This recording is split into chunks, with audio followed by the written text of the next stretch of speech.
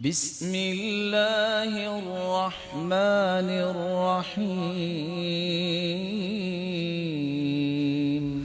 اور قرآن مجید میں اللہ عز و جلال نے انہی روزہ کے متعلق فرمایا ہے سورۃ البقرہ کے اندر، شہر رمضان الذی انزل فیہ القرآن ہدی للناس وبینات من الہدی والفرقان فمن شہد منکم الشہر فلیصم۔ رمضان المبارک کا مہینہ جس میں قرآن مجید کو نازل کیا گیا، جو لوگوں کے لیے ہدایت ہے اور ہدایت کی واضح آیات اور دلائل ہیں اس میں، اور اللہ تعالیٰ نے اس قرآن کو فرقان بھی بنایا ہے جو حق و باطل میں فرق کرنے والی کتاب ہے۔ جس شخص کی زندگی میں رمضان کا مہینہ آ جائے فَلْيَصُمْهُ، تو اسے چاہیے کہ وہ روزہ رکھے۔ تو رمضان المبارک کے روزے یہ ہر مسلمان پر فرض ہیں۔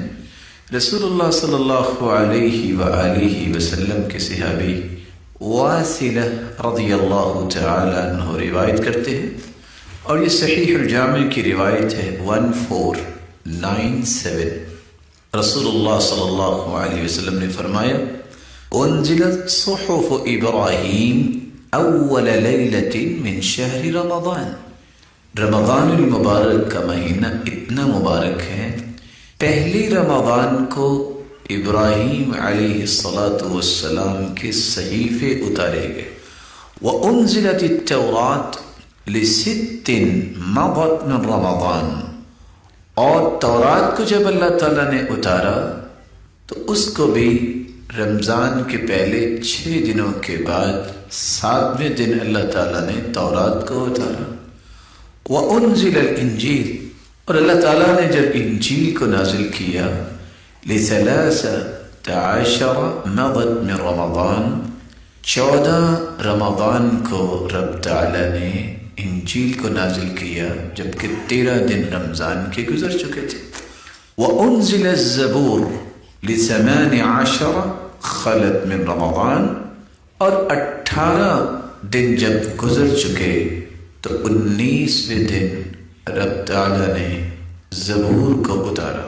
وَأُنزِلَ الْقُرْآنُ ل24 خلت من رمضان، اور رمضان المبارک کی 25 تاریخ کو جبکہ 24 دن گزر چکے تھے رب تعالیٰ نے قرآن مجید کو نازل کیا۔ اور یہ روایت سلسلہ صحیحہ میں بھی موجود ہے 1575۔